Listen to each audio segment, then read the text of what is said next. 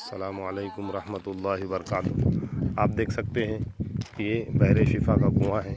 ये वो कुआं है जिस पर हमारे नबी जनाब हज़रत मोहम्मद मुस्तफ़ा सल्लल्लाहु अलैहि वसल्लम जब इस्लाम की पहली जंग हुई जंग बदर, जाते वक्त में आप यहाँ पर रुके और रुकने के बाद इस कुएं से पानी पिया और तमाम सहाबियों ने भी पिया।